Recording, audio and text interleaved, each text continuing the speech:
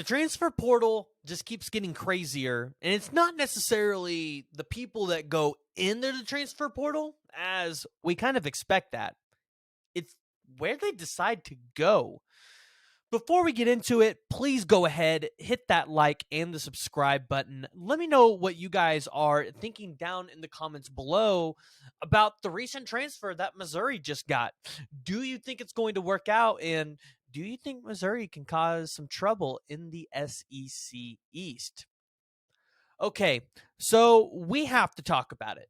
Theo Wease has decided to enter the transfer portal for Oklahoma and then ultimately ends up at, of all places, Missouri.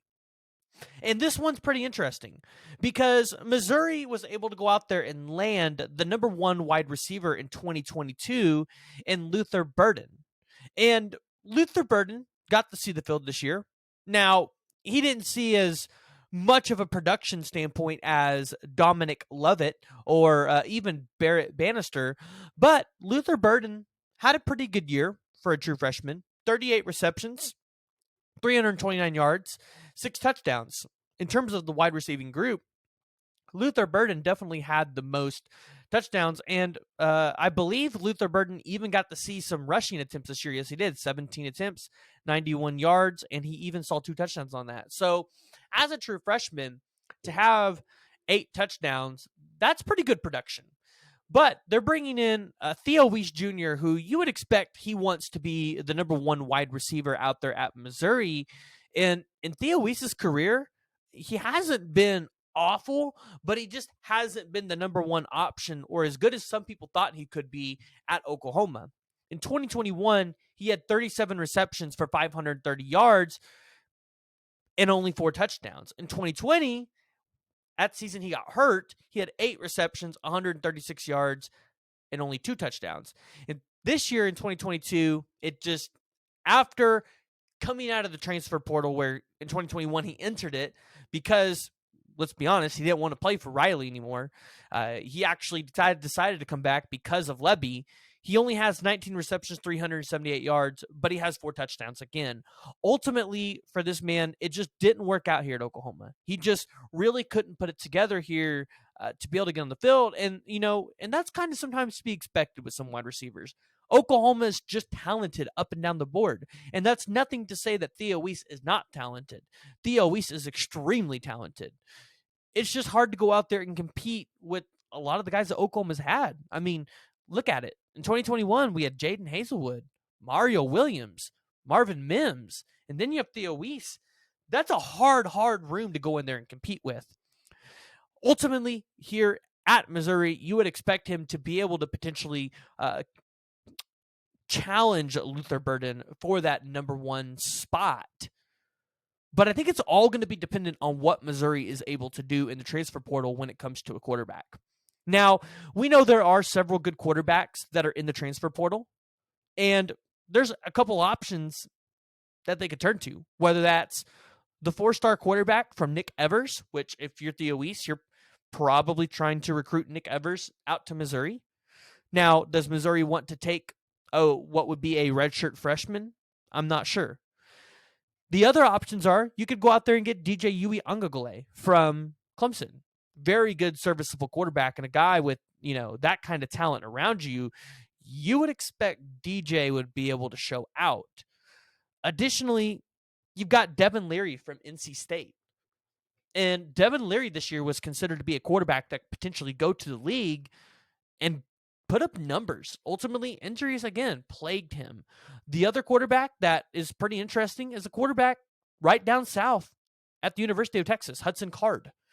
There's a good chance that they could go out there and try to land either 3 of those options. And if they can do that with the weapons that they have at wide receiver, Missouri could definitely be trying to give Georgia a run for their money.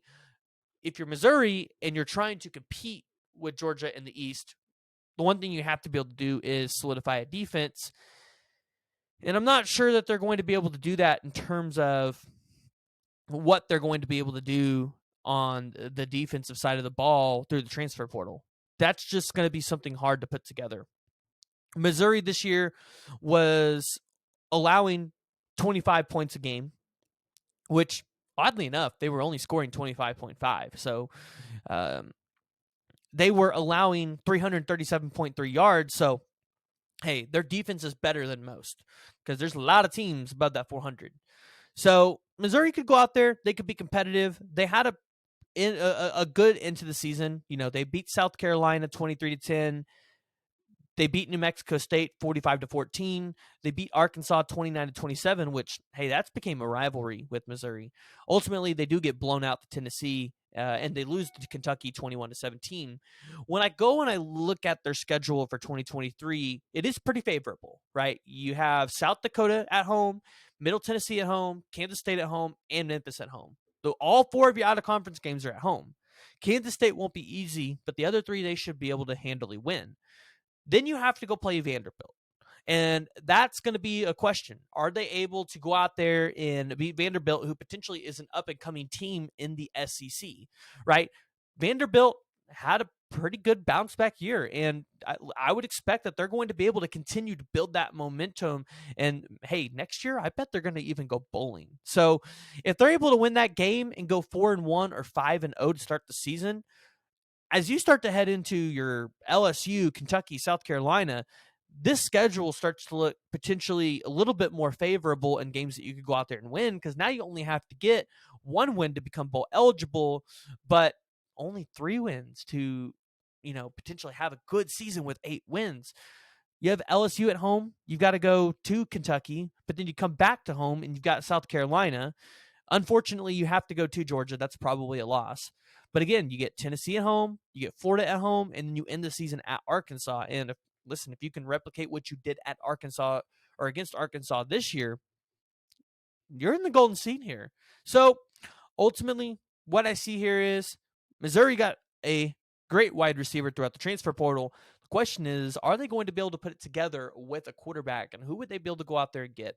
So go ahead, jump down the comments below. Let me know what you guys think about this move for the University of Missouri. Let me know who you guys would like to see as the University of Missouri's quarterback going into the 2023 season.